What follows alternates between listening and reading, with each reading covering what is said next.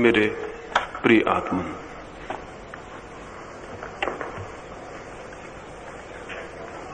एक मित्र ने पूछा है,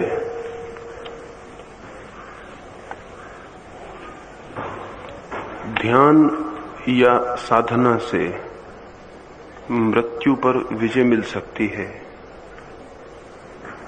तो क्या वही स्थिति निद्रा में नहीं होती है? और यदि होती है तो निद्रा से मृत्यु पर विजय क्यों नहीं मिल सकती? पहली बात तो ये समझ लेना जरूरी है कि मृत्यु पर विजय मिल सकती है, इसका ये अर्थ नहीं है कि मृत्यु है और हम उसे जीत लेंगे। मृत्यु पर विजय मिल सकती है, इसका इतना ही अर्थ है कि मृत्यु नहीं है ऐसा हम जान लेंगे। मृत्यु का न होना जान लेना ही मृत्यु पर विजय है। मृत्यु कोई है नहीं जिसे जीत लेना है। मृत्यु नहीं है ऐसा जानते ही वो जो मृत्यु से हमारी हार चल रही है बंद हो जाती। कुछ तो ऐसे शत्रु हैं जो हैं और कुछ ऐसे शत्रु हैं जो नहीं हैं, सिर्फ प्रतीत होते हैं। मृत्यु उन शत्रुओं में से है जो नहीं है और प्रतीत होता है।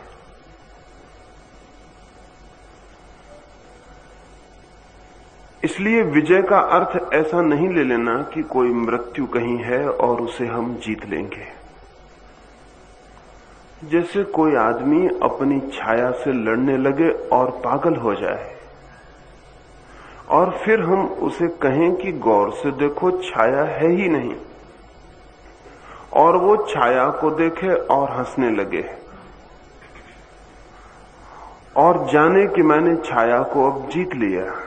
छाया को जीतने का केवल इतना ही अर्थ है कि छाया इतनी भी न थी कि उससे लड़ा जाए। जो लड़ेगा वो पागल हो जाएगा, जो मृत्यु से लड़ेगा वो हार जाएगा, और जो मृत्यु को जान लेगा वो जीत जाएगा।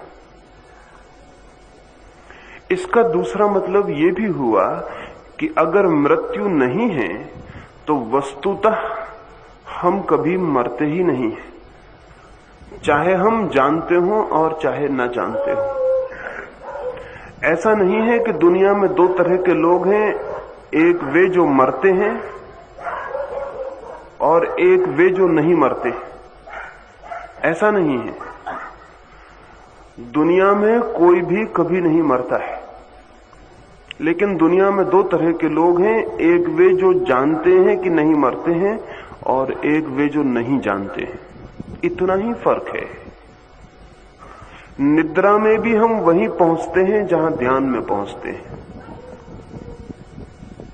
लेकिन फर्क इतना है कि निद्रा में हम बेहोश होते हैं और ध्यान में हम जागृत होते हैं। अगर कोई निद्रा में भी जागृत होकर पहुंच जाए तो वही हो जाएगा जो ध्यान में होता है। जैसे किसी बगीचे में किसी आदमी को हम क्लोरोफॉर्म दे के ले जाएं, स्ट्रेचर पर रख के, बेहोश स्ट्रेचर पर बेहोश पड़ा आदमी है, उसको हम बगीचे में ले जाएं। फूल बगीचे में होंगे, कोई बेहोश आदमी की वजह से फूल मिट नहीं जाएंगे। हवाएं होंगी, सुगंध होगी, सूरज निकला होगा, पक्षी गीत गाते होंगे, लेकिन उस आदमी को कुछ भी पता नहीं चलेगा। फिर हम उस बेहोश आदमी को बगीचे में घुमा के वापस लौट आए। वो आदमी होश में आए और हम उससे कहें कि देखा बगीचा, जाना बगीचा, वो कहे कैसा बगीचा। फिर उस आदमी को हम कहें कि तब तुम होश में चलो, तो वो आदमी कहे होश में बगीचे में पहुंचूंगा ना, तो फिर बेहोशी में पहुंचने में और होश में पहुंचने में फर्क क्या है? तो हम उससे कहेंगे फर्क इतना है कि होश में तुम जान सकोगे कि कहां पहुंचे, क्या देखा, फूल, सुगंध, पक्षियों के गीत, सुबह का सूरज। बेहोशी में तुम नहीं देख सकोगे, पहुंचोगे तो बेहोशी में भी उतना ही जितना कि होश में पहुंचे थे। लेकिन बेहोशी में पहुंचा हुआ आदमी ऐसा ही रहता है जैसे न पहुंचा हो। बेहोशी में पहुंचने का मतलब न पहुंचना ही है।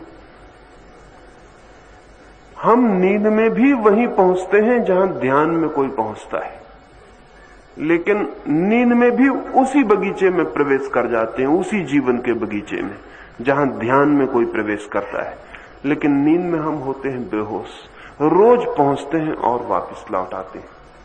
हाँ, इतना बात पक्की है कि चाहे कोई आदमी बेहोश बगीचे में गया हो, सुबह की ताजी हवाओं ने उसके शरीर को तो छुआ ही होगा, सुगंध उसके नासापुटों तक तो गई ही होगी, पक्षियों के गीत उसके कान तक तो गूंजे ही होंगे, वो नहीं जान सका।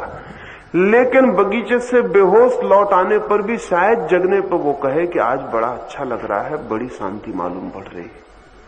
नींद के बाद सुबह आप रोज कहते हैं कि नींद आ गई तो बड़ा अच्छा लग रहा है।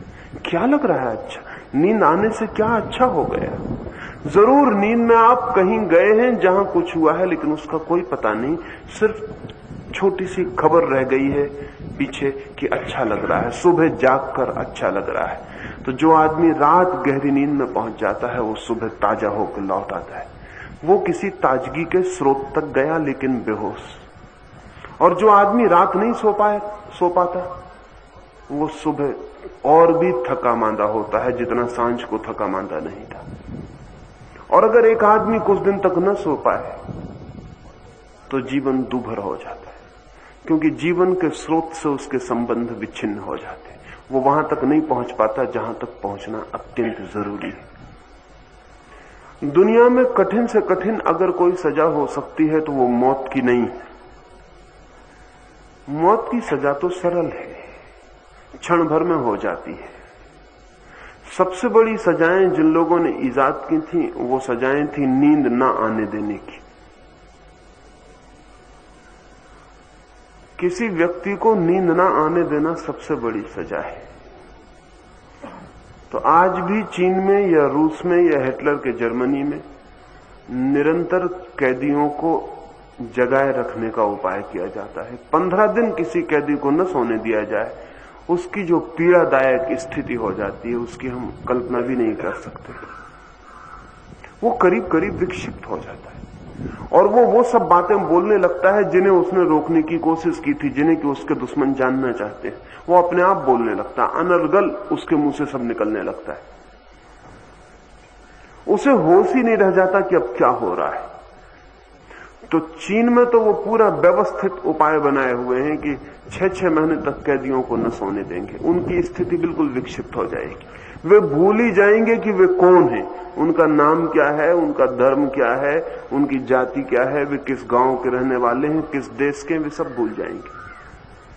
क्योंकि निद्रा न आने से अस्त व्यस्त अराजक उनका चित्त हो जाएगा। फिर उनको जो भी सिखाना है वो सिखाया जाएगा।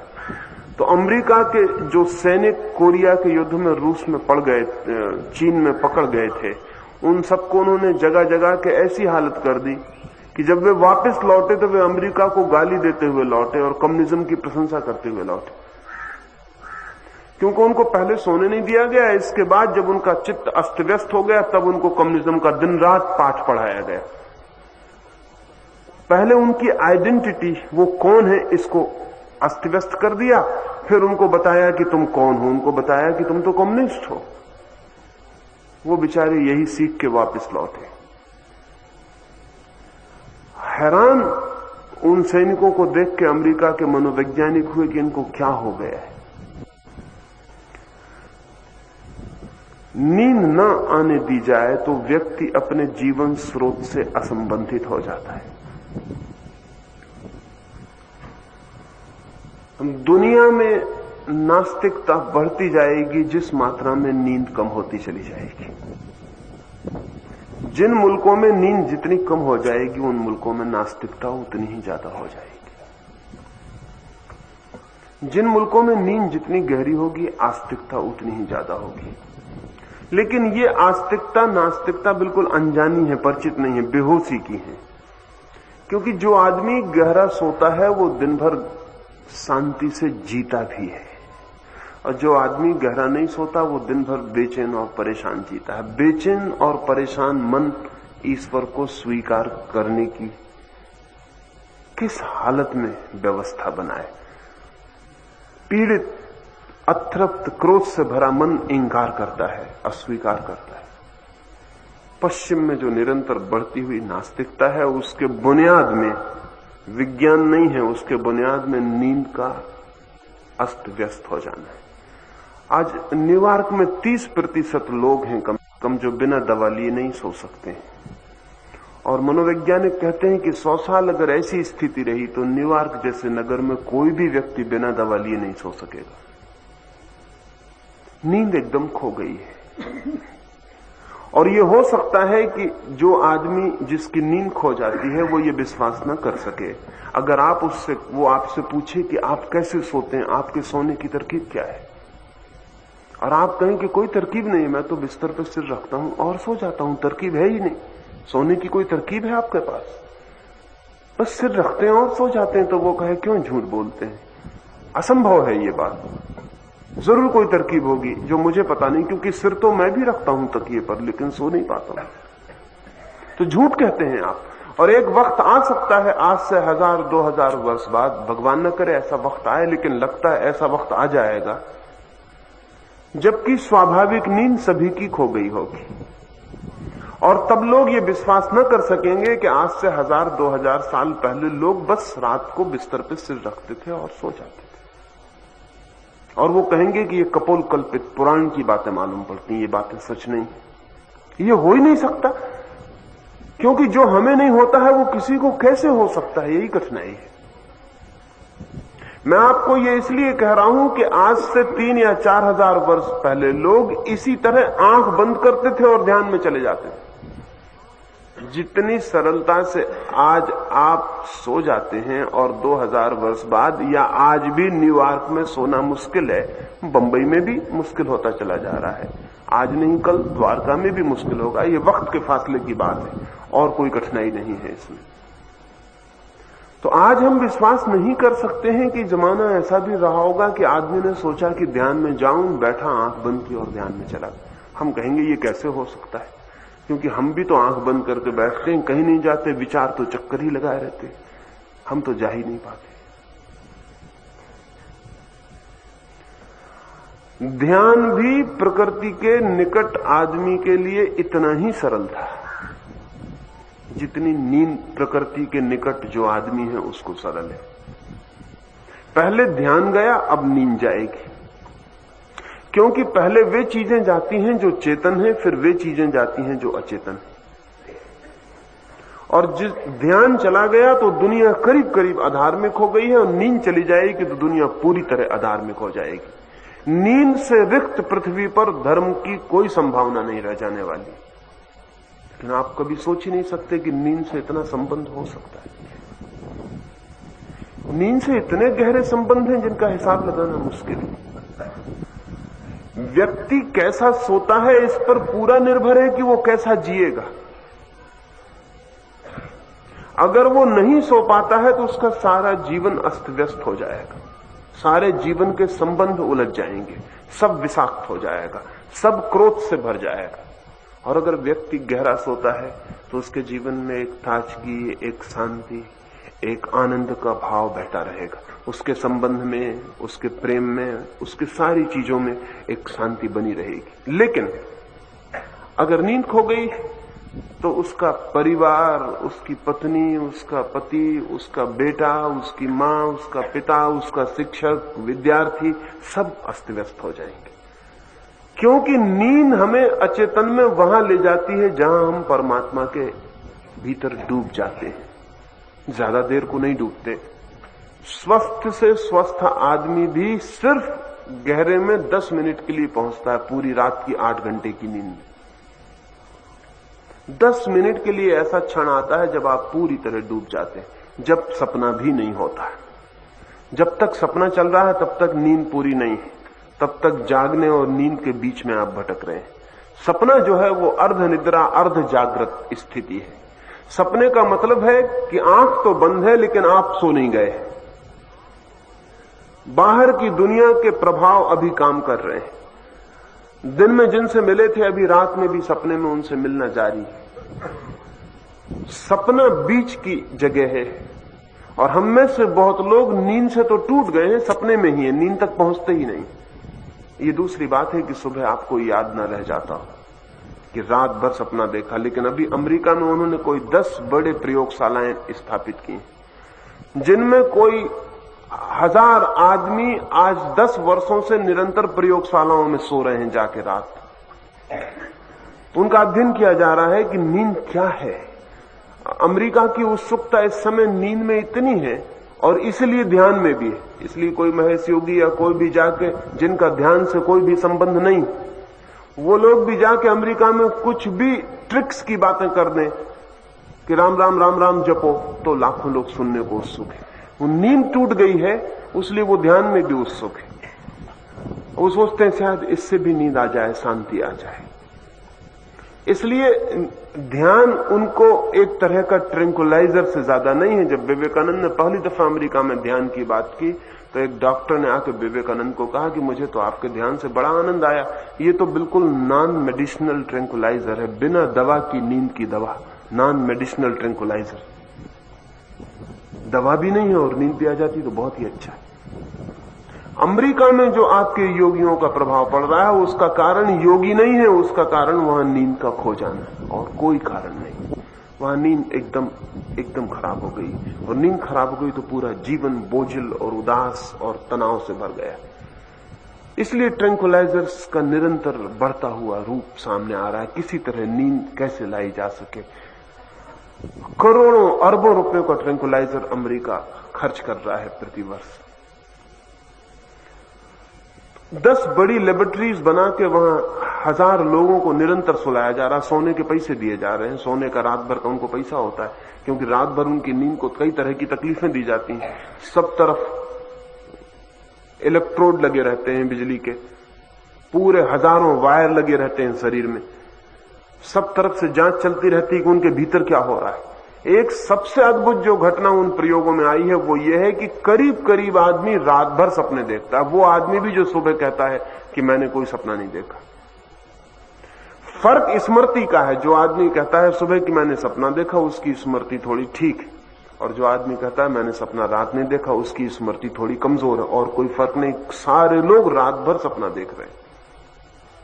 हाँ, यह अनुभव हुआ है कि 10 मिनट के लिए पूर्ण स्वस्थ आदमी सपने से मुक्त हो जाते हैं। और सपने अब जांचे जा सकते हैं, क्योंकि हमारे मस्तिष्क की जो नसें हैं वो चलती रहती हैं। जब सपना बंद होता है तो वो बंद हो जाती है। उनके बंद हो जाने से मशीन खबर दे देती है कि गैप आ गया, अब ये आदमी सपना भी नहीं देख रहा है, ये भीतर विचार भी नहीं कर रहा है, सपना भी नहीं देख रहा है, ये आदमी कहीं खो गया। तो ये बड़े मजे की बात है कि वो जो यंत्रों की उन्होंने जांच पड़ताल की है, उस जांच पड़ताल से तब तक तो पता चलता है कि आदमी क्या कर रहा है जब तक सपने चलते हैं। जैसे ही सपने गए कि मशीन गैप बता देती कि अब गैप हो गया, आदमी कहां गया पता नहीं। आप सुन रहे हैं, नींद का मतलब है कि आदमी कहीं ऐसी जगह चला जाता है कि मशीन नहीं पकड़ पाती। उसी गैप में आदमी परमात्मा में प्रवेश कर जाता है। वो जो अंतराल बीच का जो खाली जगह है, जो मशीन नहीं पकड़ती, मशीन इतनी खबर देती है कि यहां तक पकड़ा, फिर इसके बाद घुप आदमी कहीं खो गया। फिर 10 मिनट के बाद पकड़ शुरू होगी। 10 मिनट आदमी कहां था ये बताना मुश्किल है। इसलिए आज अमेरिका का मनोवैज्ञानिक कहता है कि नींद सबसे बड़ा रहस्य, और नींद सबसे बड़ा रहस्य, असल में परमात्मा के बाद नींद ही रहस्य है, और कोई रहस्य नहीं है। सबसे ज्यादा मिस्टीरियस। आप रोज सोते हैं लेकिन आपको कुछ भी पता नहीं कि नींद क्या है।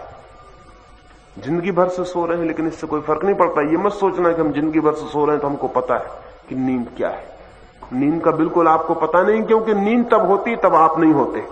ध्यान रखना, जब तक नींद नहीं होती तब तक आप होते हैं। इसलिए आपको वहीं तक पता है जहां तक मशीन को पता है। जहां तक मशीन बताती है कि हां अभी सपना चल रहा है, वहां तक आपको भी पता हो सकता है, क्योंकि उस गैप में, उस रिक्त स्थान में जहां मशीन चुप हो जाती है और कह देती बस हमारे बस के बाहर हो गई ये बात, या आदमी कहीं चला गया जहां हम नहीं पहुंचते, वहां आप भी नहीं पहुंचते, क्योंकि आप भी एक मशीन से ज्यादा नहीं। उस गैप में आप भी नहीं पहुंचते। इसलिए नींद एक रहस्य है जहां हमारी कोई पहुंच नहीं है। इसलिए नहीं है कि हम ही मिट जाते हैं तभी नींद आती है, और इसलिए जितना अहंकार बढ़ता जाता है उतनी नींद कम होती चली जाती है।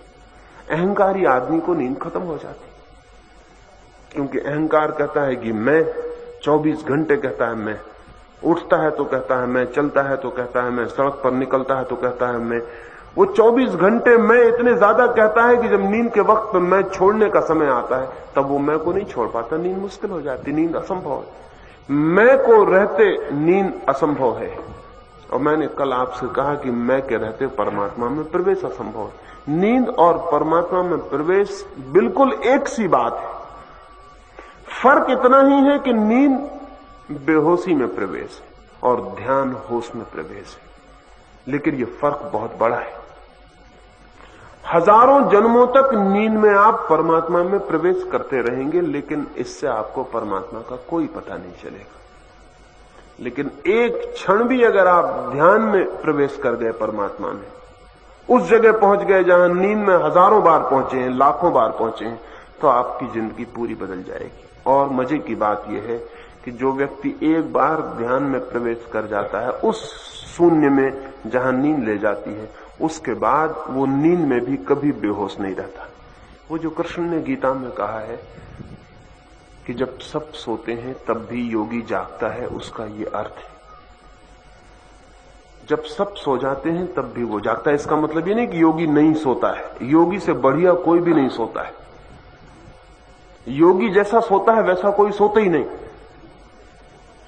लेकिन फिर भी उसकी निद्रा के उस गहराई में भी उसका एक तत्व जो ध्यान प्रवेश हो गया है उसका, वो जागा रहता है और वो जागते हुए रोज नींद में प्रवेश करता है।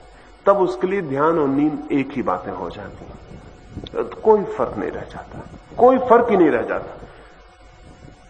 तब वो नींद में भी होश से ही प्रवेश करता है।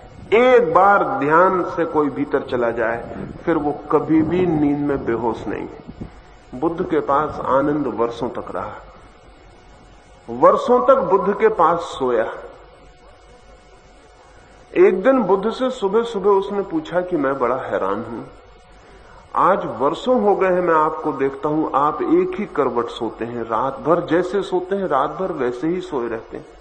पैर जहां होता है सांझ, वो सुबह वहीं होता है। मैंने कई बार रात के जाग के भी देखा, कुछ रातें मैंने पूरे बैठ के भी देखा, तो आपका हाथ भी नहीं हिलता, जहां हाथ रख लेते हैं बस वो वहीं रहा आता है, जहां पैर रख लेते हैं वहीं रहा आता है। करवट भी नहीं लेते। क्या रात भर भी हिसाब रखते हैं सोने का भी? बुद्ध ने कहा हिसाब रखने की जरूरत नहीं है, होश में ही सोता हूं। तो करवट बदलने की कोई जरूरत नहीं मालूम होती, जरूरत मालूम हो तो बदल सकता हूं। बुद्ध ने कहा कि तुम जो रात भर करवट बदलते हो वो कोई नींद की जरूरत नहीं है, वो तुम्हारे बेचैन चित्त की जरूरत है। वो चित्त बेचैन एक जगह एक रात में भी नहीं टिक सकता। दिन की तो बात ही अलग है, रात सोते में भी शरीर पूरे वक्त बेचैनी जाहिर करता रहता है। एक आदमी को सोते हुए देखें, अगर रात भर अभी जो प्रयोग कर रहे हैं उसमें हैरान हुए, रात भर बेचैनी जाहिर है, जारी है। जितना दिन में हाथ चलता है उतना रात में भी चल रहा है। रात में भी जैसे कोई दिन में दौड़ता हो तो सांस भर जाए, ऐसा सपने में दौड़ना चल रहा है, सांस भर जाती, थक जाता आदमी। दिन में भी लड़ रहा है, रात में भी लड़ रहा है। दिन में भी क्रोध कर रहा है, रात में भी क्रोध कर रहा है। दिन में भी वासना से भरा है, रात भी वासना से भरा है। दिन और रात में कोई बुनियादी फर्क नहीं है, सिर्फ इतना है कि थक के पड़ा हुआ है, बेहोश हो गया है, बाकी सब चल रहा है। बुद्ध ने कहा कि मुझे बदलना हो तो बदल लूं, लेकिन कोई जरूरत नहीं है तो। पर हमें ख्याल नहीं। देखिए एक आदमी कुर्सी पे बैठा है तो पूरे वक्त टांगे हिला रहा है, कोई उससे पूछे ये टांगे किस लिए हिल रही, चलते वक्त हिले, समझ में आता है। ये कुर्सी पे बैठ के टांगे क्यों हिल रही, वो कहते ही से बंद हो जाएगा, एकदम एक सेकंड नहीं हिलाएगा फिर, लेकिन बता नहीं सकेगा कि क्यों हिल रही। भीतर बेचैनी कप रही है, वो सब तरफ से सारे शरीर को कपा रही है। भीतर बेचैन चित्त है, वो एक क्षण एक स्थिति में नहीं रह सकता। पैर चलाएगा, सिर हिलाएगा, बैठे बैठे भी करवट बदलना चल रहा है। इसलिए तो 10 मिनट ध्यान में बैठना मुश्किल हो जाता है, क्योंकि 1000 शरीर के हिस्से कहने लगते हैं ये करो, पैर को यहां करो, सिर को यहां करो, इसको ऐसा करो, उसको वैसा करो। वो तो पूरे वक्त करवाते रहते हैं, हमको ख्याल नहीं, लेकिन ध्यान में हम ख्याल से बैठते हैं तो मालूम होता है ये शरीर कैसा है कि एक सेकंड एक जगह नहीं रहना चाहता पूरे वक्त। वो मन की ही उलझन, तनाव, मन का ही उत्तेजना, मन की ही तरंगें शरीर तक प्रभावित होती। नींद में कोई 10 मिनट के लिए सब खो जाता है। वे 10 मिनट पूर्ण स्वस्थ और शांत आदमी को उपलब्ध होते हैं,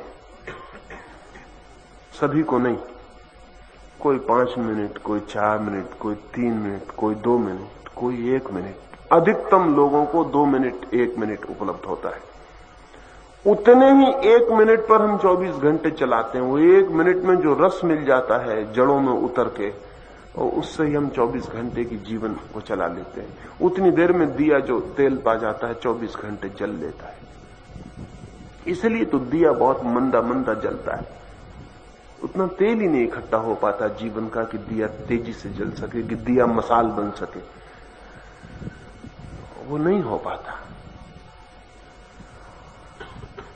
ध्यान धीरे धीरे धीरे धीरे जीवन के स्रोत पर खड़ा कर देता है। फिर ऐसा नहीं है कि हम उसमें से चुल्लू भर भर के लाते हैं, फिर हम स्रोत में ही खड़े हो जाते हैं। फिर ऐसा नहीं है कि हम कोई तेल दिए में भरते हैं, फिर तो तेल का सागर ही उपलब्ध हो जाता है। फिर हम उसमें ही जीने लगते हैं। और वैसा जीना नींद को विलीन कर देता है। इस अर्थ में नहीं कि आदमी नहीं सोता है, इस अर्थ में कि सोते हुए भी भीतर कोई जागा ही रहता है, और तब सपने बिल्कुल खो जाते हैं। योगस्थ व्यक्ति जागता है, सोता है, लेकिन सपने नहीं देखता। सपने बिल्कुल खो जाते हैं।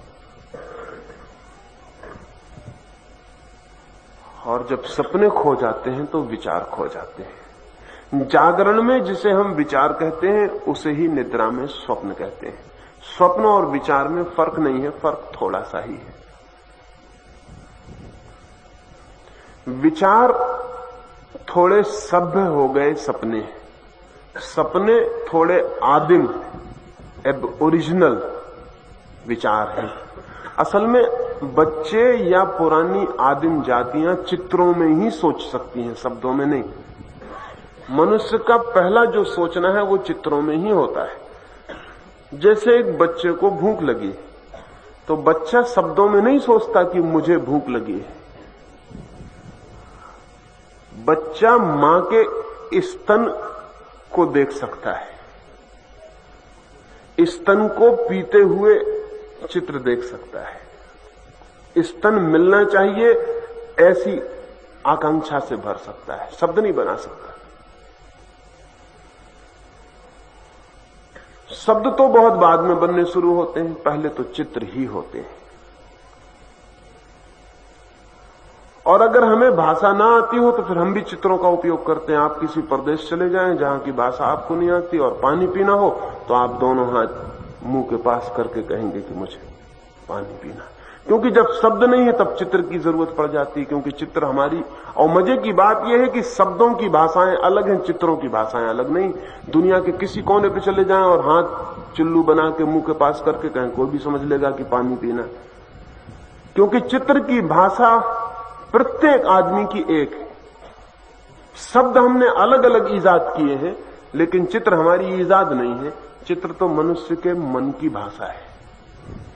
इसलिए दुनिया की किसी भी चित्रावली को, किसी भी पेंटिंग को कहीं भी समझा जा सकता है। चाहे कोई लियोनार्डो पेंटिंग बनाए और चाहे खजुराहो के मूर्तिकार मूर्तियां बनाए, इनके लिए समझने के लिए किसी भाषा का फर्क करने की जरूरत नहीं। खजुराहो की मूर्ति को एक फ्रेंच, एक जर्मन, एक चीनी आके समझ लेगा उतना ही जितना आप समझते हैं। और आप अगर लूव्र में फ्रांस के जाके उनके म्यूजियम में खड़े हो जाएं चित्रों के, तो आप भी चित्रों को समझ लेंगे, उनके शीर्षक नहीं समझेंगे। शीर्षक तो फ्रेंच भाषा में है, लेकिन आप चित्र समझ लेंगे कि चित्र क्या है। चित्र की भाषा सबकी है। अभी शब्द की भाषा हमारे दिन में तो काम आ जाती है, लेकिन रात में काम नहीं आती। रात में हम फिर जंगली हो जाते हैं, नींद में हम फिर खो जाते हैं। हमारी सब शिक्षा, डिग्री, एजुकेशन, यूनिवर्सिटी सब खो जाती है। हम वहीं खड़े हो जाते हैं जहां मौलिक आदमी खड़ा हुआ था। इसलिए रात में चित्र उठते हैं, दिन में शब्द, रात में चित्र। और इसलिए दिन में अगर हमें किसी को प्रेम करना है तो हम प्रेम करने की भाषा में सोच सकते हैं, भाषा में। लेकिन रात में अगर प्रेम करना है तो सिवाय चित्रों के और कोई उपाय नहीं रह जाता, चित्र ही रह जाते। इसलिए सपने बड़े जीवंत मालूम पड़ते हैं, उतना विचार जीवंत नहीं मालूम होता। सपने बहुत जीवंत मालूम होते हैं, पूरा चित्र खड़ा हो जाता। और इसीलिए अगर आप एक उपन्यास पढ़ें तो आपको उतना आनंद नहीं आता, वही उपन्यास की फिल्म बन जाए तो बहुत आनंद आता है देखने में। उसका कुल कारण इतना है कि फिल्म जो है वो चित्रों की भाषा में है और उपन्यास जो है वो शब्दों की भाषा में। इसलिए अगर मुझे आप सामने देख के सुन रहे हैं तो आपको सुनने में ज्यादा आनंद आता है। मेरी ही बात आप टेप से सुनेंगे तो इतना आनंद नहीं आएगा, क्योंकि यहां चित्र भी मौजूद है, वहां सिर्फ शब्द मौजूद है। चित्र हमारे निकट की भाषा है, प्राकृतिक। तो रात शब्द चित्र बन जाते हैं, बस इतना ही फर्क है। जिस दिन स्वप्न खोता है उसी दिन विचार खो जाते हैं, जिस दिन विचार खोता है उसी दिन स्वप्न खो जाते हैं। दिन विचार से खाली हो जाए, रात सपनों से खाली हो जाएगी। और ध्यान रहे, सपने भी सोने नहीं देते और विचार जगने नहीं देते। ये दोनों बातों को समझ लेना। सपने सोने नहीं देते और विचार जगने नहीं देते। अगर सपने खो जाएं तो नींद पूरी हो जाए, और अगर विचार खो जाएं तो जागरण पूरा हो जाए। और अगर जागरण पूरा हो जाए और निद्रा पूरी हो जाए तो निद्रा और जागरण में कोई फर्क नहीं रह जाता।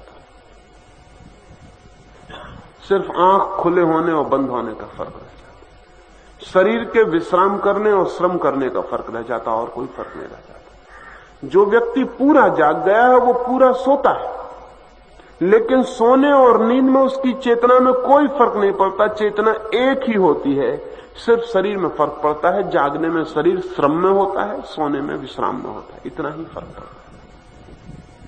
तो जिन मित्र ने पूछा है कि निद्रा में क्यों परमात्मा उपलब्ध नहीं हो जाता, उनसे मेरा यह कहना है, हो सकता है अगर निद्रा में भी जाग सकें।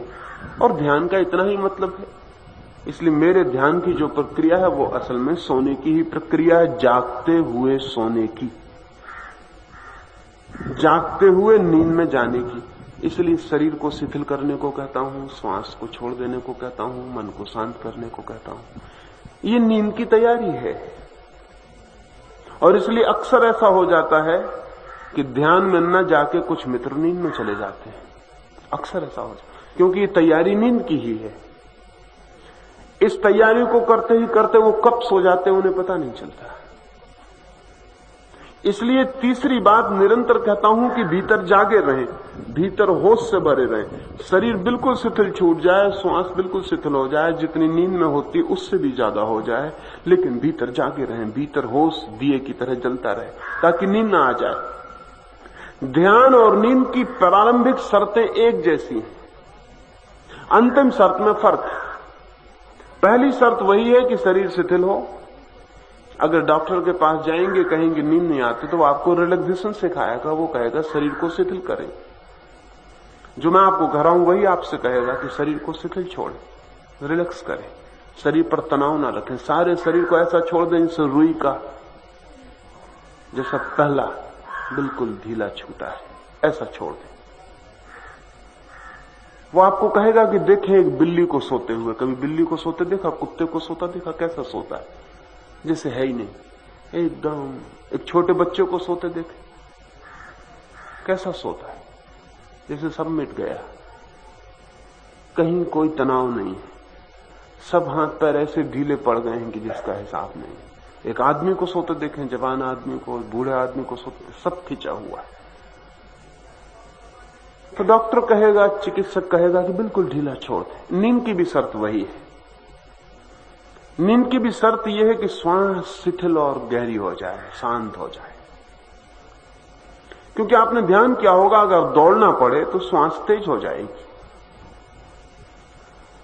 दौड़ना पड़े तो श्वास तेज हो जाएगी, शरीर को श्रम करना पड़ रहा है तो श्वास को तेज होना पड़ेगा, खून की गति बढ़ेगी।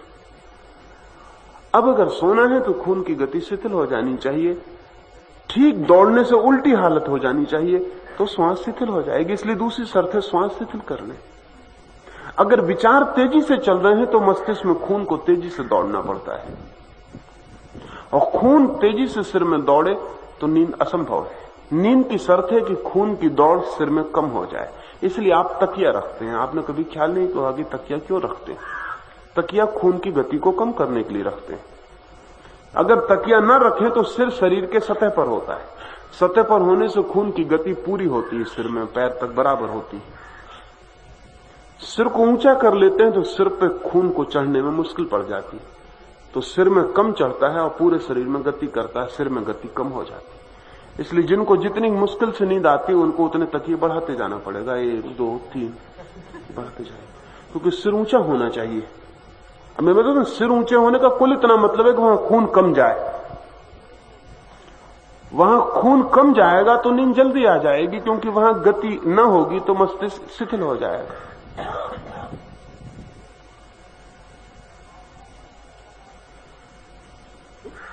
अगर विचार तेजी से चलेंगे तो भी खून की गति होती रहेगी, क्योंकि विचार को चलने के लिए भी खून का ही वाहन पकड़ना पड़ता है। मस्तिष्क की नसें तेजी से चलती रहेंगी। कभी आपने देखा होगा क्रोध में आ जाते हैं तो सब नसें फूल जाएंगी। वो फूल गई हैं इसलिए कि खून को इतनी तेजी से दौड़ना पड़ रहा है कि नसों की इतनी सामर्थ्य नहीं है इतनी तेजी से दौड़ाने की, इसलिए नसें फूल गई। इसलिए क्रोधी आदमी की नसें फूली हुई ही हो जाएंगी। शांत हो जाएगा, नसें कम हो जाएंगी, क्योंकि खून की गति कम हो जाएगी। आपने देखा होगा क्रोध में चेहरा लाल हो जाएगा, आंखें लाल हो जाएंगी, उसका और कोई कारण नहीं, खून की गति तेज हो गई। विचार इतने तेजी से दौड़ रहे हैं कि खून को बहुत तेजी से दौड़ना पड़ता है, सांस तेज हो जाएगी। कभी जब वासना मन को पकड़ लेगी तो आप पाएंगे श्वास तेज हो जाएगी, एकदम तेज हो जाएगी। सेक्स श्वास को एकदम तेज कर देगा, खून को तेज कर देगा।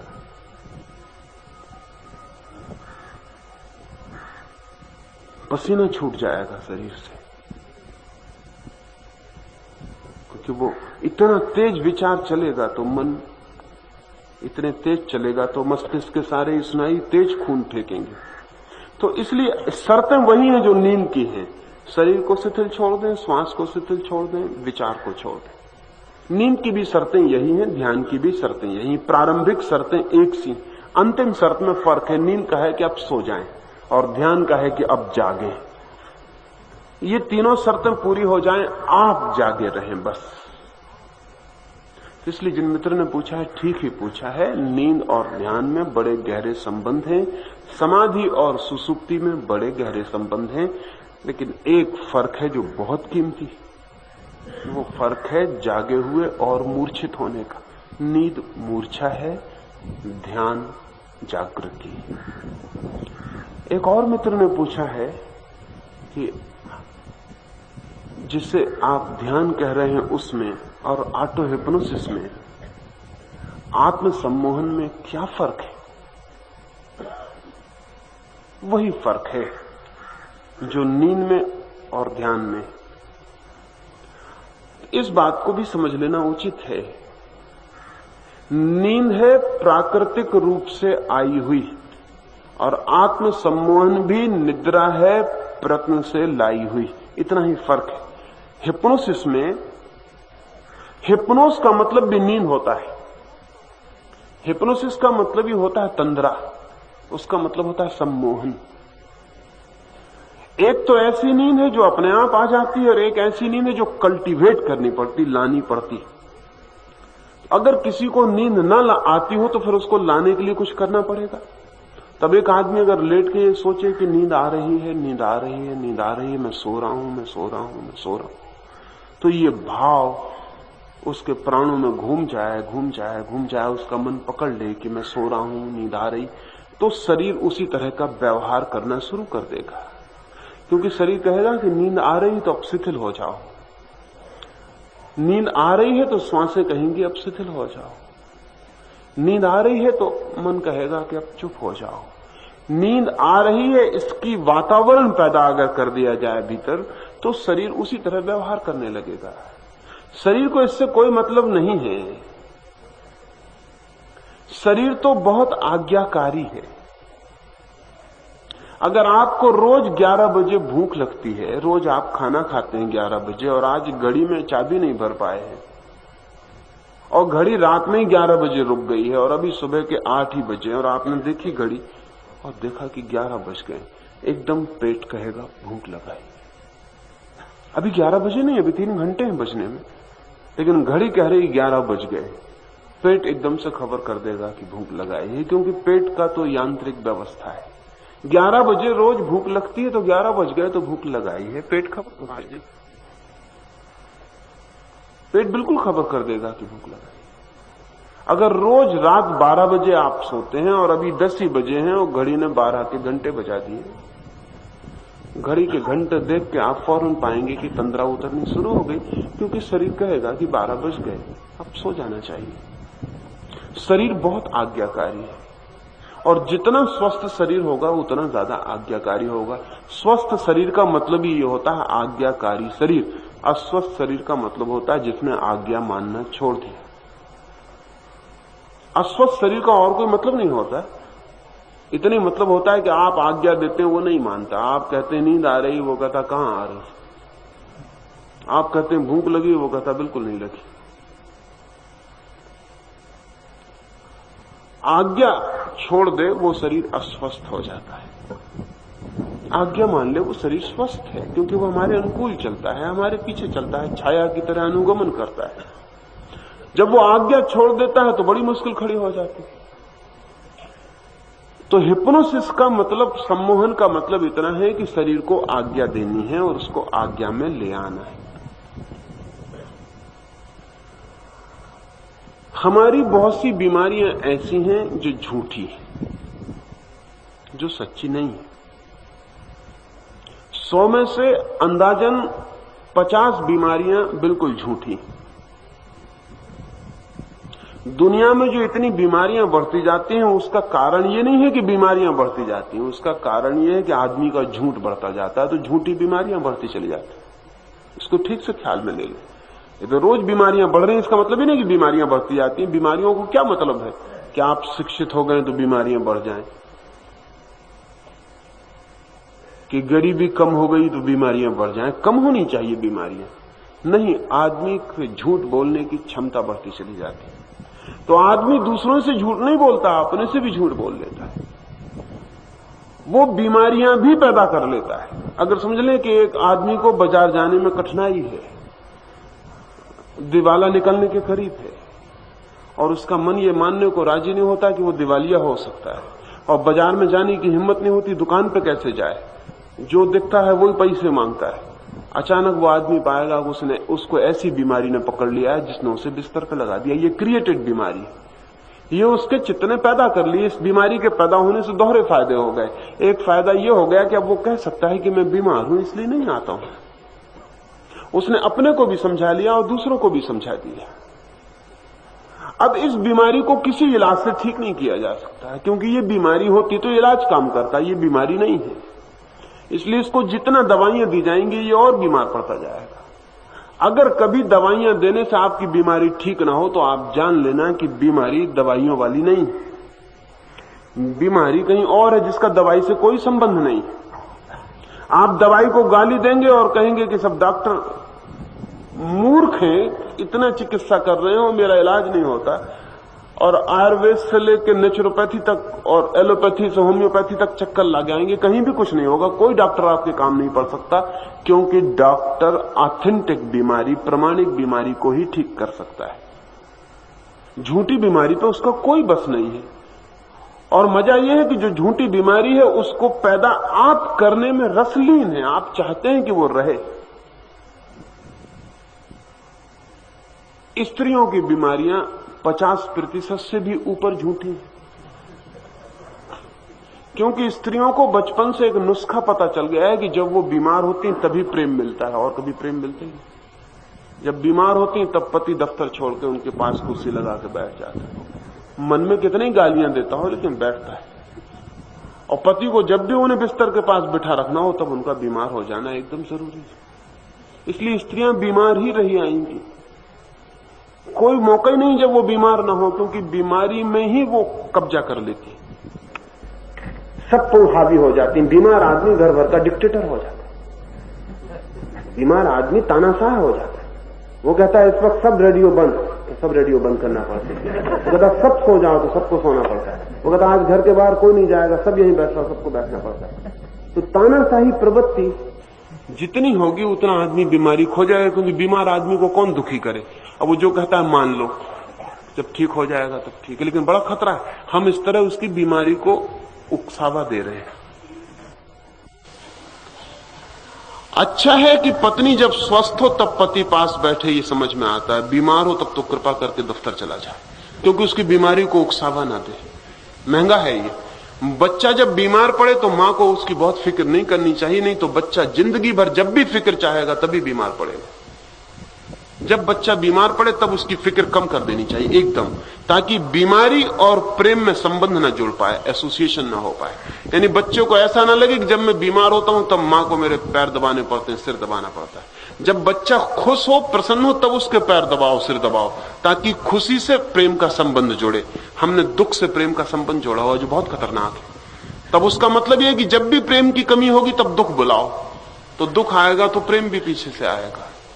इसलिए जिनको भी प्रेम कम हो जाएगा वो बीमार हो जाएंगे, क्योंकि बीमारी से उनको फिर प्रेम मिलता है, लेकिन बीमारी से कभी प्रेम नहीं मिलता। ध्यान रहे, बीमारी से दया मिलती है, और दया बहुत अपमानजनक है, प्रेम बात और है, लेकिन वो हमारे ख्याल में नहीं है। तो मैं आपसे ये कह रहा हूं कि शरीर तो हमारे सुझाव पकड़ लेता है। अगर हमें बीमार होना है तो बेचारा शरीर बीमार हो जाता है। ऐसी बीमारियों को दूर करने के लिए हिप्नोसिस उपयोगी है, सम्मोहन उपयोगी है। उसका मतलब यह है कि झूठी बीमारी है, झूठी दवा से काम होगा, सच्ची दवा काम नहीं करेगी।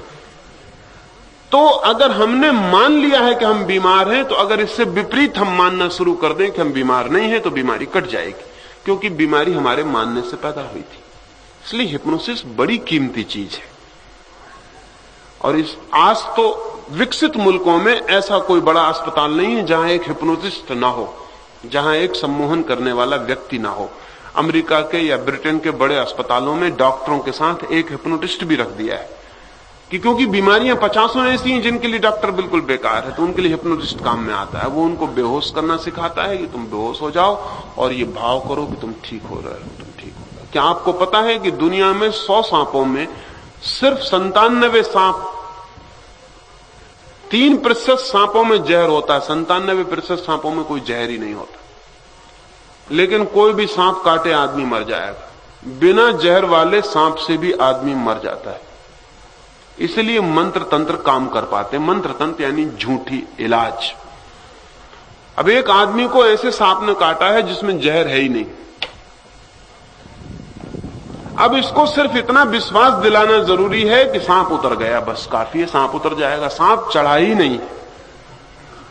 और अगर इसको यह विश्वास ना आए तो यह आदमी मर सकता है। अगर इसको यह पक्का बना रहे कि सांप ने मुझे काटा है तो ये मरेगा, सांप ने मुझे काटा है इससे मरेगा, सांप के काटने से नहीं। मैंने सुना है एक बार ऐसी घटना घटी कि एक आदमी एक सराय से गुजरा और रात उस सराय में उसने खाना खाया और सुबह चला गया, जल्दी उठ के चला गया। साल भर बाद वापस लौटा उस रास्ते से, उस सराय में ठहरा तो सराय के मालिक ने कहा, आप सकुशल हैं? हम तो बड़े डर गए थे। क्या हो गया?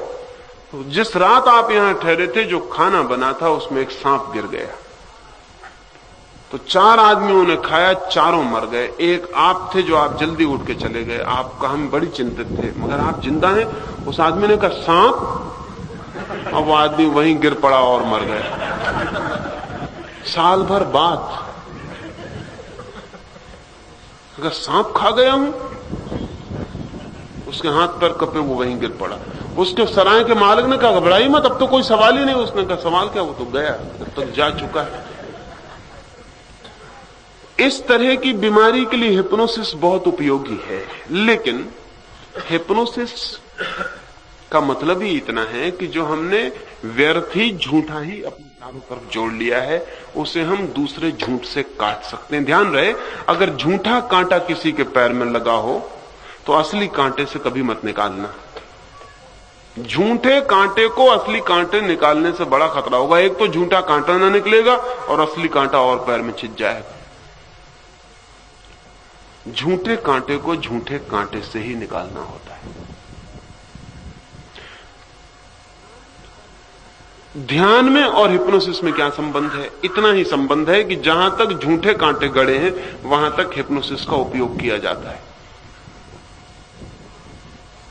जैसे कि मैं आपसे कहता हूं, ये भाव करें कि शरीर शिथिल हो रहा है, ये हिप्नोसिस है, ये सम्मोहन है, ये आत्म सम्मोहन है। असल में आपने ही ये भाव कर रखा है कि शरीर शिथिल नहीं हो सकता है। उसको काटने के लिए इसकी जरूरत है, और कोई जरूरत नहीं। अगर आपको ये पागलपन ना हो तो आप एक ही दफे ख्याल करें, शरीर शिथिल हो गया, शरीर शिथिल हो जाए। शरीर को शिथिल करने के लिए यह काम नहीं हो रहा है। आपकी जो धारणा है कि शरीर शिथिल होता ही नहीं है, उसको काटने के लिए आपके मन में यह धारणा बनानी पड़ेगी कि शरीर शिथिल हो रहा है, शरीर शिथिल हो रहा है, शरीर शिथिल हो रहा है। आपकी झूठी धारणा को इस दूसरी झूठी धारणा से काट दिया जाएगा, और जब शरीर शिथिल हो जाएगा तो आप जानेंगे कि हां, शरीर शिथिल हो गया। और शरीर का शिथिल होना बिल्कुल स्वाभाविक धर्म है। लेकिन हम इतने तनाव से भर गए हैं, और तनाव हमने इतना पैदा कर लिया है कि अब उस तनाव को मिटाने के लिए भी हमें कुछ करना पड़ेगा। तो हिप्नोसिस का इतना उपयोग है। जो आप भाव करते हैं, शरीर शिथिल हो रहा है, श्वास शांत हो रही है, मन शांत हो रहा है, ये हिप्नोसिस है। लेकिन यहीं तक। इसके बाद ध्यान शुरू होता है। यहां तक ध्यान है ही नहीं। ध्यान इसके बाद शुरू होता है जब आप जागते, जब आप दृष्टा हो जाते, जब आप देखने लगते हैं कि हां, शरीर शिथिल पड़ा है, श्वास शांत चल रही है, विचार बंद हो गए या विचार चल रहे हैं। जब आप देखने लगते हैं, बस आप सिर्फ देखने लगते हैं, वो जो दृष्टा भाव है वही ध्यान है। उसके पहले तो हिप्नोसिस ही है। और हिप्नोसिस का मतलब है लाई गई निद्रा, और कोई मतलब नहीं है। नहीं आती थी, हमने लाए हैं, प्रयास किया है, उसे बुलाया है, आमंत्रित किया है। निद्रा आमंत्रित की जा सकती है। अगर हम तैयार हो जाएं और अपने को छोड़ दें तो वो आ जाती है। लेकिन ध्यान और हिप्नोसिस एक ही चीज नहीं है। मेरी बात समझ लेना ख्याल से। मैंने कहा कि यहां तक हिप्नोसिस, यहां तक सम्मोहन, जहां तक सब भाव कर रहे हैं हम। जब भाव करना बंद किया और जाग गए, अवेयरनेस जहां से शुरू हुई वहां से ध्यान शुरू हुआ। जहां से दृष्टा साक्षी भाव शुरू हुआ वहां से ध्यान शुरू हुआ। और इस हिप्नोसिस की इसलिए जरूरत है कि आप उल्टी हिप्नोसिस में चले गए। यानी इसको अगर वैज्ञानिक भाषा में कहना पड़े तो ये हिप्नोसिस ना हो कि डी हिप्नोसिस है। ये सम्मोहन ना हो कि सम्मोहन तोड़ना है। सम्मोहित हम हैं, पर हमें पता नहीं, क्योंकि हमने जिंदगी में हम सम्मोहित हो गए, हमको पता ही नहीं। हमको ख्याल ही नहीं कि हमने कितने तरह के सम्मोहन कर लिए, और हमने किस किस तरकीब से सम्मोहन को पैदा कर लिया। हमारी पूरी जिंदगी का बड़ा हिस्सा सम्मोहन का है। और जब हम सम्मोहित होना चाहते हैं तो हम ख्याल ही नहीं रखते कि हम ये क्या कर रहे हैं। जैसे उदाहरण के लिए हम जिंदगी भर ऐसे ही जीते हैं। वो हमें ख्याल में आ जाए तो सम्मोहन टूट जाए, सम्मोहन टूटे तो भीतर प्रवेश हो सकता है, क्योंकि सम्मोहन असत्य की दुनिया है। जैसे समझे कि एक आदमी साइकिल चलाना सीख रहा है, बड़ा रास्ता है, 60 फीट चौड़ा है, और एक पत्थर पड़ा हुआ है एक किनारे पर, एक मील का पत्थर लगा हुआ है। अब वो आदमी 60 फीट चौड़े रास्ते पर अगर आंख बंद करके भी साइकिल चलाए तो बहुत कम मौके हैं कि उस पत्थर से टकराए। आंख बंद करके भी चलाए तो भी 60 फीट चौड़े रास्ते पर जरा सा एक पत्थर लगा हुआ, उस पर टकराने की क्या जरूरत। लेकिन उस आदमी को अभी साइकिल चलाना नहीं आता। उसे रास्ता पहले नहीं दिखाई पड़ता, पहले उसे पत्थर दिखाई पड़ता है। पहले उसको ये डर है कि टकरा ना जाऊं। बस उसको जैसे ये डर हुआ कि टकरा ना जाऊं तो वो हिप्नोटाइज्ड हुआ। यानी हिप्नोटाइज होने का मतलब ये कि रास्ता दिखना बंद हुआ, पत्थर दिखना शुरू हुआ। अब उसे पत्थर दिखने लगा। अब वो डर रहा है, उसका हैंडल घूमने लगा पत्थर की तरफ। वो जितना हैंडल घूमता वो डर रहा है, और जहां ध्यान है वहीं तो हैंडल जाएगा। और ध्यान उसका पत्थर पे, और ध्यान इसलिए है कि टकरा ना जाऊं। टकरा ना जाऊं पत्थर से तो रास्ता मिट गया, पत्थर ही रह गया। और वो पत्थर की तरफ सम्मोहित चला जा रहा है, और जितना जाता है उतना घबराता है, जितना घबराता है उतना जाता है। वो आदमी पत्थर से टकरा गया।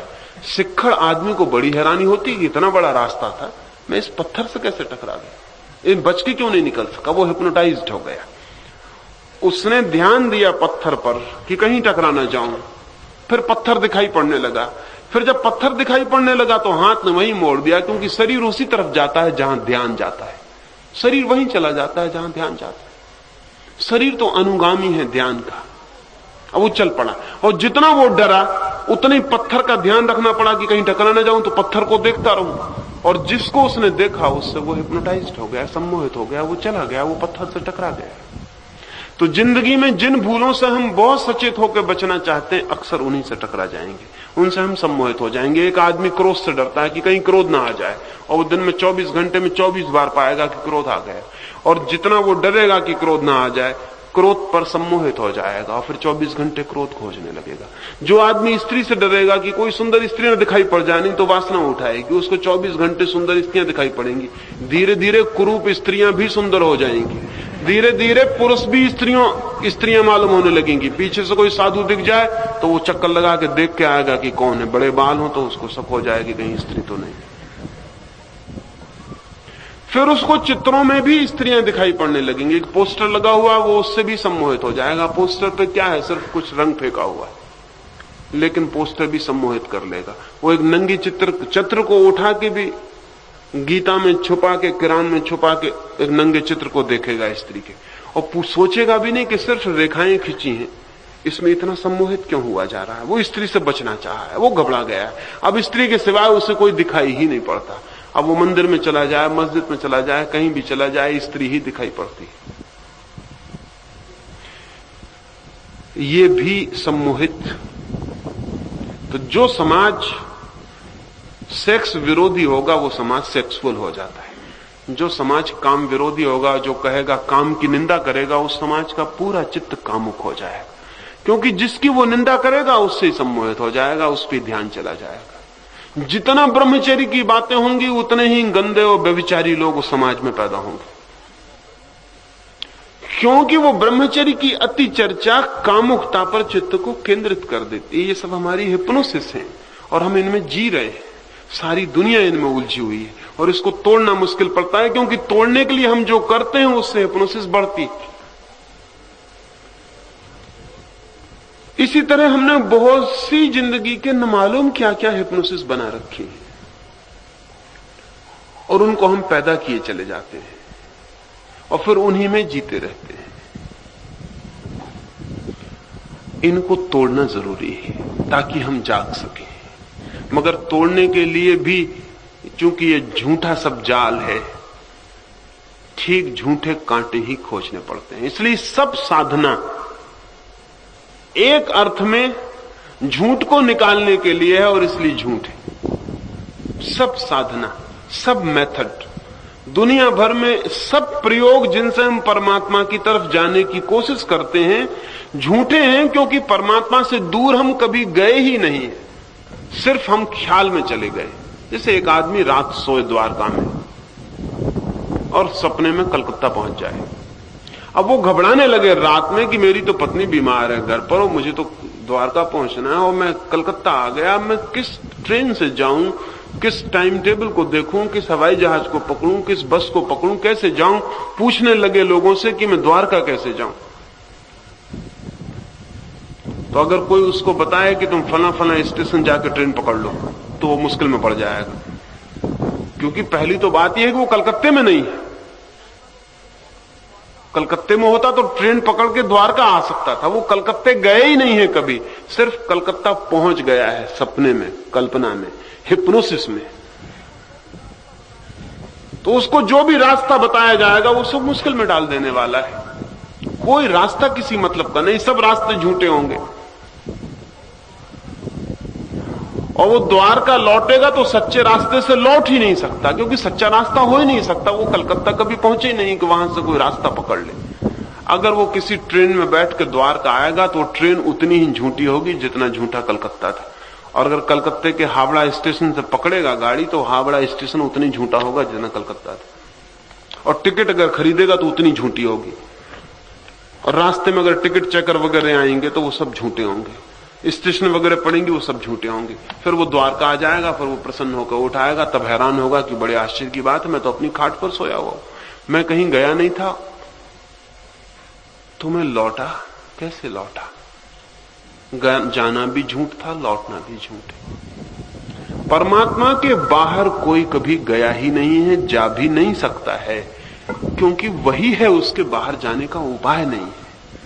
इसलिए जाना भी झूठ है, लौटना भी झूठ है। लेकिन जब जा चुके हैं तो लौटना पड़ेगा, कोई उपाय नहीं है। जब जा ही चुके हैं तो अब लौटना पड़ेगा, इसलिए लौटने के लिए उपाय पकड़ने पड़ेंगे। लेकिन जब आप लौट आएंगे तो आप पाएंगे सब मेथड झूठ थे, सब साधना झूठ थी। साधना करनी पड़ी इसलिए कि हम चले गए थे और इसलिए लौटना पड़ा। अगर ये समझ में आ जाए तो शायद कुछ भी ना करना पड़े, आप अचानक पाएं कि लौट गए हैं। लेकिन ये समझ में आना मुश्किल है, क्योंकि आप पहुंच गए हैं। आप कहते हैं कि वो तो आप ठीक कहते हैं, लेकिन कलकत्ते में हूं मैं, लौटूं कैसे, ये बताइए। अभी एक मित्र ने और पूछा हुआ है कि क्या आपको ईश्वर मिल गया है? अब वो इसी तरह की बात पूछ रहे हैं। मैं उनसे पूछता हूं, क्या आपको ईश्वर खो गया है?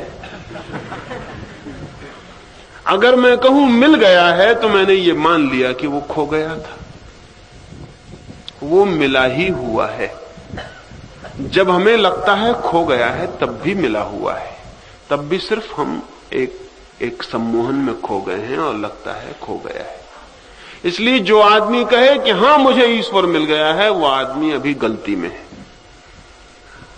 अभी उसको ये ख्याल समझ में नहीं आया कि वो खोया ही नहीं था।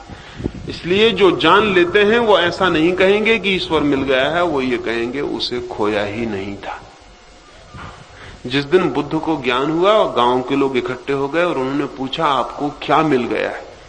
बुद्ध ने कहा मिला कुछ भी नहीं, जो खोया ही नहीं था वही दिखाई पड़ गया है। जो खोया ही नहीं था, जो प्राप्त ही था वही प्राप्त हो गया है। तो गांव के लोगों ने कहा मतलब कुछ फायदा नहीं हुआ, क्योंकि बेकार मेहनत गई। बुद्ध ने कहा उस अर्थ में कोई फायदा नहीं हुआ, लेकिन अब मेहनत करने की कोई जरूरत न रह गई, इतना फायदा हो गया। उस अर्थ में कोई फायदा न हुआ, लेकिन अब मेहनत करने की जरूरत न रह गई। अब मैं कभी खोजने न जाऊंगा, अब मैं कभी कुछ पाने न निकलूंगा, अब मैं किसी यात्रा पर न जाऊंगा, बस इतना फायदा हो गया। क्योंकि अब मैं जानता हूं कि जहां हूं वहीं हूं सदा से। सिर्फ सपने में हम बाहर चले जाते हैं, कहीं और चले जाते हैं जहां हम नहीं हैं। इसलिए सब धर्म एक अर्थ में झूठ है। इस अर्थ में झूठ है कि वो लौटने की प्रक्रियाएं हैं, और सब साधनाएं झूठ हैं और सब योग झूठ है, क्योंकि वो लौटने की प्रक्रियाएं, लेकिन बड़े उपयोगी। अब जिसको सांप ने काट खाया है, चाहे झूठे ही सांप ने सही, गांव का ओझा बड़ा उपयोगी है, जो मंत्र फूंक के झाड़ू मार के सांप अलग कर देता है। इसकी बड़ी जरूरत है, ये गांव में रहना चाहिए। ये नहीं रहेगा तो लोग मर जाएंगे उस सांप से कट के, जो कि है ही नहीं। मैं जिस जगह रहता हूं, मेरे पड़ोस में एक आदमी रहते थे, वो अब गुजर गए। उनके पास हिंदुस्तान से दूर दूर से लोग सांप झड़वाने आते थे। वो बड़े होशियार आदमी थे। उन्होंने 10-5 सांप पाल रखे थे। उनके घर में सांप सब पले हुए थे। जब कोई आदमी आता तो उसकी झाड़ फूंक करते और वो कहते कैसा सांप था, क्या था, कहां काटा, मरा तो नहीं। वो सब जांच पड़ताल कर लेने के बाद फिर उस सांप को बुलाते। वो कोई सांप कहीं आने वाला था, उनके घर के बंधे हुए जो सांप थे वो निकल आते। वो सब उनकी ट्रिक्स थी कि वो कैसे क्या करेंगे तो कौन से नंबर का सांप चला आएगा। उसका ताला खुलवा देंगे, वो सांप घंटा आधा घंटे में फन फफकारता हुआ दरवाजे से बाहर से अंदर प्रवेश करेगा। जैसे वो प्रवेश करेगा, चमत्कार हो गया। अब जिसको सांप काटता है वो कोई ठीक से देख भी तो नहीं पाता कि किसने काटा, कैसा था, क्या नहीं था। वो तो काटने की झंझट में पड़ जाता है, मर गया झंझट में पड़ जाता है, सांप तो कहीं खो जाता है। और अगर सांप मर जाए यानी मार डाला गया हो तो फिर उसकी आत्मा को बुलाएंगे, फिर उसकी आत्मा उनके सांप में आएगी। और जब वो सांप सामने आ जाएगा तो उसको बहुत डांटेंगे डपटेंगे, वो सांप क्षमा मांगेगा, सिर पटकेगा और उस आदमी का सांप उतरना शुरू हो जाए। और वो कहेंगे कि ठीक है वापस इसका जहर पी लो, तो उसके घाव पर वो सांप मुंह लगाएगा और वो आदमी ठीक हो गया, वो आदमी गया। भाग्य से उनके लड़के को सांप ने काट खाया, तब बड़ी मुश्किल हो गई, क्योंकि उनकी दवा बिल्कुल काम न की।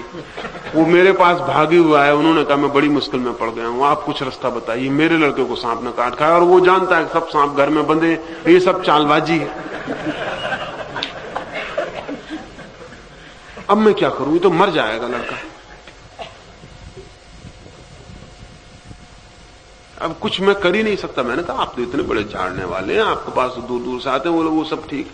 मुझको काट खाए तो मैं मुश्किल में पड़ जाऊं, मुझको ही काट खाए तो मैं मुश्किल में पड़ जाऊं, और मुझको अगर काट खाए तो मुझे बचाना मुश्किल, क्योंकि हर झाड़ने वाला मुझे चालाक मालूम पड़े कि कुछ ना कुछ गड़बड़ कर रहा होगा। और सांप ने काट खाया, बचना बहुत मुश्किल। उनका लड़का नहीं बच सका, अपने लड़के को नहीं बचा सके। झूठ को मिटाने के लिए झूठ के उपाय, लेकिन उनकी सार्थकता है। सार्थकता इसलिए कि हम झूठ में चले गए। इसलिए इस भाषा में पूछे ही मत, सम्मोहन ही है शुरू में। तो प्रारंभिक चरण सम्मोहन के, निद्रा के ही है। अंतिम चरण ही ध्यान का है, वही कीमती है, लेकिन उसके लिए ये भूमिका अत्यंत आवश्यक है। जिस झूठ में आप चले गए हैं वहां से लौट आना आवश्यक है। और इस भाषा में भी कभी मत पूछें कि ईश्वर मिल गया है कि नहीं मिल गया, ये बात ही गलत है। किसको मिलेगा, कौन मिलेगा? जो है वो है। जिस दिन आप जागेंगे उस दिन पाएंगे न कुछ खोया है, न कहीं गए हैं, न कुछ मिटा है, न कुछ मरा है। जो है वो है। तब उस दिन सब यात्रा, सब जाना बंद हो जाता है। आवागमन से मुक्ति का क्या मतलब होता है? आवागमन से मुक्ति का मतलब ये नहीं होता कि यहां पैदा ना हुए।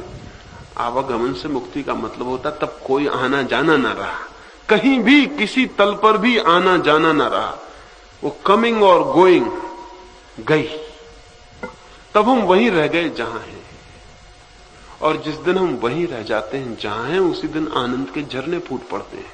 क्योंकि जहां हम नहीं हैं वहां हम आनंदित कभी नहीं हो सकते हैं। जहां हम हैं वहीं आनंदित हो सकते हैं। जो हम हैं वही होके आनंदित हो सकते हैं। जो हम नहीं हैं वो हम होके कभी भी आनंदित नहीं हो सकते। इसलिए आवागमन का मतलब है कि हम कहीं और भटक रहे हैं जहां हम नहीं हैं। हम कहीं और खो गए हैं जहां हम कभी भी नहीं गए। हम कहीं ऐसी जगह पर घूम रहे हैं जहां हमारा कभी होना ही नहीं है, और जहां हम हैं वहां से हम चूक गए। आवागमन से मुक्ति का मतलब है वहां आ जाना जहां हम हैं। परमात्मा में आने का मतलब है वही हो जाना जो हम हैं। कोई ऐसा नहीं है कि किसी दिन परमात्मा मिल जाएगा कहीं खड़ा हुआ और आप नमस्कार करेंगे और कहेंगे कि धन्यवाद आप मिल गए। ऐसा कहीं कोई परमात्मा नहीं। और ऐसा कहीं मिल जाए तो समझना कि सब हिप्नोसिस चल रही, ये भी क्रिएटेड, ये भगवान भी अपने ही बनाए हुए। इनकी मुलाकात भी उतनी ही झूठी, जितना इनका खोना झूठा था उतनी इनका मिलना झूठा है। कहीं ऐसा कोई भगवान नहीं मिल जाने वाला है। इसलिए जब तक ये भाषा हमारी हमको धोखा देती रहती है, क्योंकि भाषा में हमको लगता है ईश्वर साक्षात्कार, ईश्वर दर्शन, ये शब्द बड़े गलत हैं। इन शब्दों से ऐसा लगता है कि कहीं कोई मिल जाएगा जिसका दर्शन कर लेंगे, साक्षात्कार हो जाएगा, गले मिल लेंगे, भेंट हो जाएगी। ये सब झूठी बात है। अगर ऐसा कभी कोई परमात्मा मिल जाए तो फौरन सावधान हो जाना। ये परमात्मा बिल्कुल आपके ही मन की निर्माण होगा। ये हिप्नोसिस होगी। सब हिप्नोसिस से लौट जाना है वापस। उस जगह खड़े हो जाना है जहां कोई निद्रा नहीं, जहां कोई सम्मोहन नहीं, जहां हम पूरे जागे जो हैं वो खड़े रह गए। उस जगह जो अनुभव होगा वो समस्त जीवन की एकता का अनुभव है, समग्र के एक होने का अनुभव है। उस अनुभूति का नाम परमात्मा है। अब हम सुबह के ध्यान के लिए बैठे। कुछ और प्रश्न हैं वो रात में बात कर लूंगा। थोड़े थोड़े फासले पर हो जाएं और बातचीत ना करें, चुपचाप फासले पे हो जाए।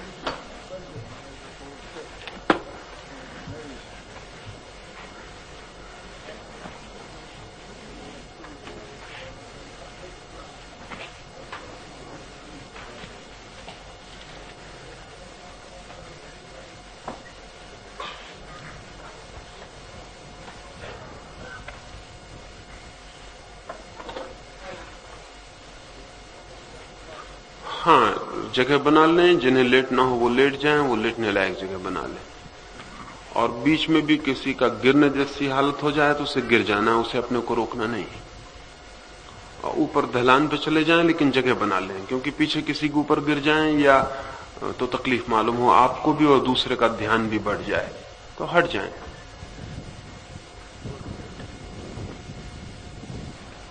नीचे आ जाए, नीचे।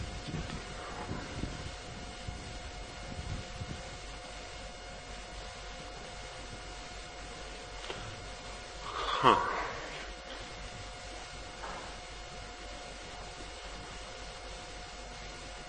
आंख बंद कर लें। कोई बच्चे बात नहीं करेंगे और चुपचाप बैठेंगे 10 मिनट। आंख बंद कर लें।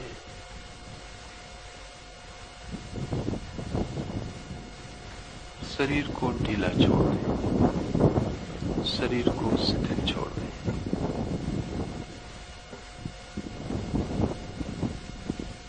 शरीर को बिल्कुल ढीला छोड़ दें, जैसे शरीर में कोई प्राण ही नहीं।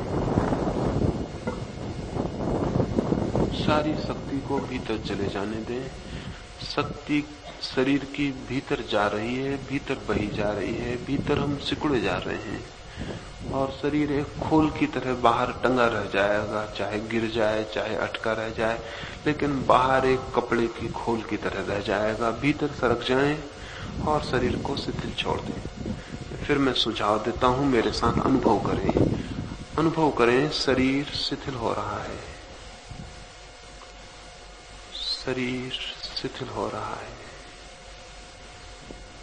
शरीर शिथिल हो रहा है। भाव करें और शरीर को बिल्कुल ढीला छोड़ दें। शरीर बिल्कुल आज्ञाकारी है। जब पूरा भाव करेंगे शरीर एकदम मुर्दा हो जाएगा। भाव करें, शरीर शिथिल हो रहा है, शरीर शिथिल हो रहा है, शरीर शिथिल हो रहा है, शरीर शिथिल हो रहा है। शरीर बिल्कुल शिथिल होता जा रहा है। छोड़ दें, सारी पकड़ छोड़ दें। शरीर को भीतर से पकड़े न रहें, बिल्कुल छोड़ दें। अपनी सारी पकड़ सरका लें। अपना शरीर ही नहीं है। जैसे अब जो होगा होगा, गिरेगा गिरेगा, खोएगा खोएगा। बिल्कुल हट जाएं पीछे, भाव को हटा लें। शरीर शिथिल हो रहा है, शरीर शिथिल हो रहा है, शरीर शिथिल हो रहा है, शरीर शिथिल हो रहा है, शरीर शिथिल हो रहा है, शरीर शिथिल हो रहा है। शरीर शिथिल हो गया है, छोड़ दें। शरीर पर सब पकड़ छोड़ दें, गिरे गिर जाए। शरीर शिथिल हो गया है, जैसे बिल्कुल मुर्दा हो गया, जैसे बिल्कुल मृत हो गया। मर ही जाएं, शरीर के तल पर बिल्कुल मर जाएं, जैसे शरीर गया। शरीर अब नहीं है, हम अलग हो गए हैं, हम दूर हट गए हैं। श्वास शांत हो रही है। भाव करें, श्वास शांत होती जा रही है, श्वास शांत हो रही है, श्वास शांत हो रही है, श्वास शांत हो रही है, श्वास शांत हो रही है, श्वास शांत हो रही है, श्वास शांत होती जा रही है, श्वास शांत होती जा रही है। छोड़ दें, श्वास को भी छोड़ दें और भीतर हट जाएं। श्वास शांत हो गई है, श्वास शांत हो गई है, श्वास शांत हो गई है, श्वास शांत हो गई है। श्वास से भी पीछे हट गए हैं, श्वास शांत हो गई है। विचार भी शांत हो रहे हैं, विचार भी शांत हो रहे हैं, विचार भी शांत हो रहे हैं। विचार से भी हट जाएं, विचार को भी छोड़ दें। विचार शांत होते जा रहे हैं, विचार शांत हो रहे हैं, विचार शांत हो रहे हैं।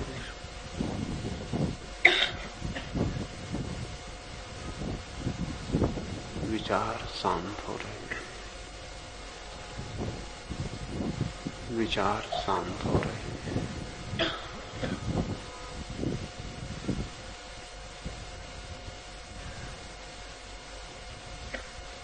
विचार शांत हो रहे हैं।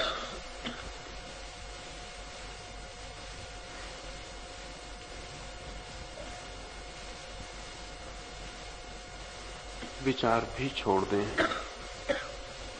विचार शांत हो रहे हैं।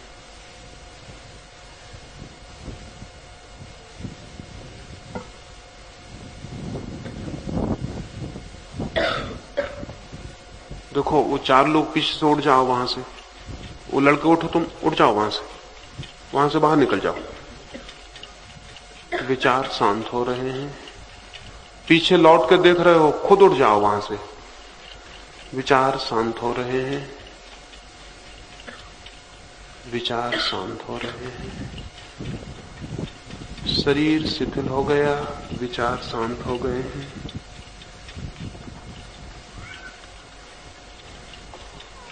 दस मिनट के लिए भीतर जागे हुए रह जाएं। 10 मिनट के लिए भीतर जागे हुए रह जाएं। 10 मिनट के लिए सब मर गया है, हम भीतर एक ज्योति की तरह जागे हुए रह गए हैं। शरीर दूर पड़ा रह गया है, श्वास दूर सुनाई पड़ रही है। विचार शांत हो गए हैं, भीतर हमारी चेतना जागी हुई देख रही है। सो नहीं जाना है, भीतर जागे रहना है। भीतर जागते हुए भीतर देखते रहें, दृष्टा हो जाएं। और एकदम गहराई शुरू होगी, सन्नाटा शुरू होगा, शून्य शुरू होगा। अब 10 मिनट के लिए चुप भीतर देखते रह जाएं।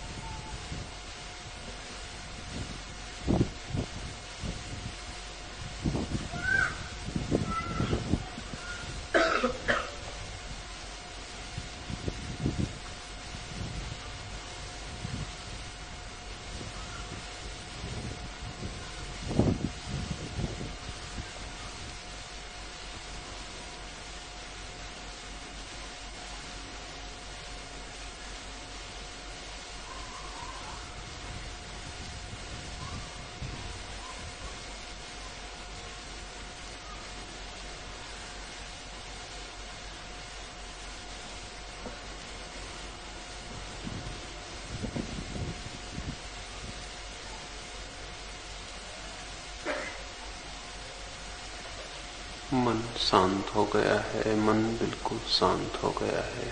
और गहरे डूब जाएं, जैसे कोई गहरे कुएं में गिरता हो, गिरते जाएं, गिरते जाएं। भीतर जागे रहें और शून्य होते चले जाएं। भीतर होश रखें, जागे रहें, देखते रहें। और सब मर गया है, शरीर बिल्कुल दूर रह गया है, श्वास दूर छूट गई, विचार खो गए हैं, हम ही रह गए हैं। बस जाके देखते रहें, मन और शून्य होता चला जाए।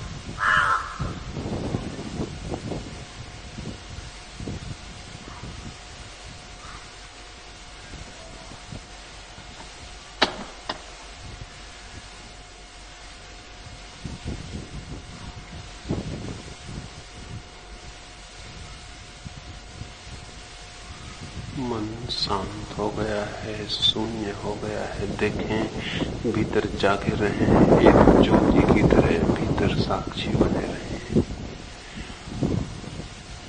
और धीरे धीरे स्वयं का होना भी मिट जाएगा, फिर कुछ भी न रह जाएगा। एक शून्य मात्र रह जाएगा, एक होश मात्र रह जाएगा। देखें, भीतर देखें और गहरे उतर जाएं।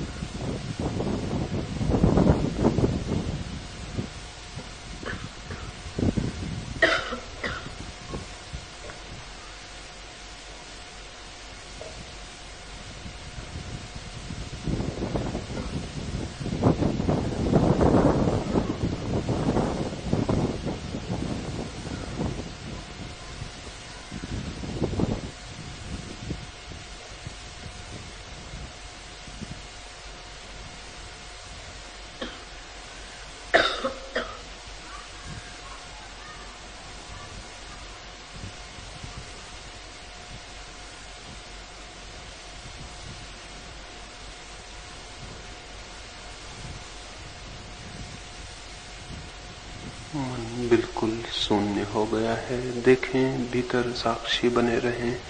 मन बिल्कुल शून्य हो गया, मन शून्य हो गया। सब मिट गया, सब मर गया, सिर्फ वही रह गया जो अमृत है। सिर्फ वही रह गया जो अमृत है। सिर्फ चेतना मात्र रह गई। सब मिट गया, सब मर गया, सब समाप्त हो गया।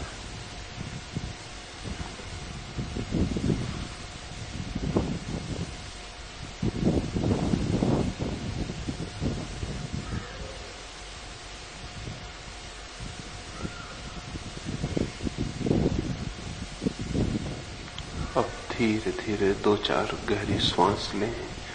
अब श्वास को भी देखते रहें। दूर, बहुत दूर श्वास है, हम बहुत दूर हैं।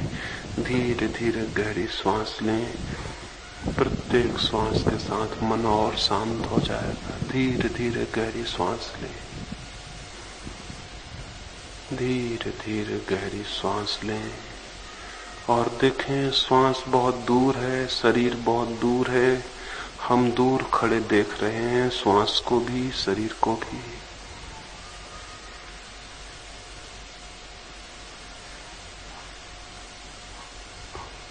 धीरे धीरे गहरी श्वास लें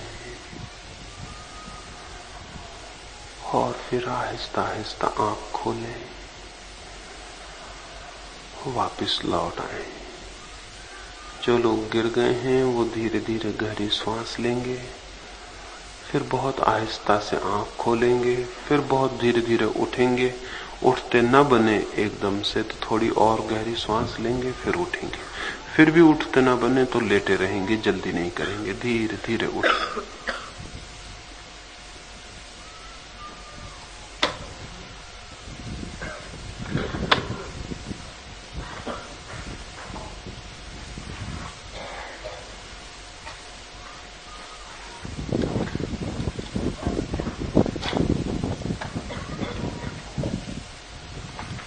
धीरे धीरे उठाएं। जो लोग गिर गए हैं धीरे धीरे गहरी सांस लें, बहुत आहिस्ता से आंख खोलें और फिर उठाएं। बहुत धीरे धीरे उठें, जल्दी ना करें। ना बने उठते तो थोड़ी देर लेटे रहें।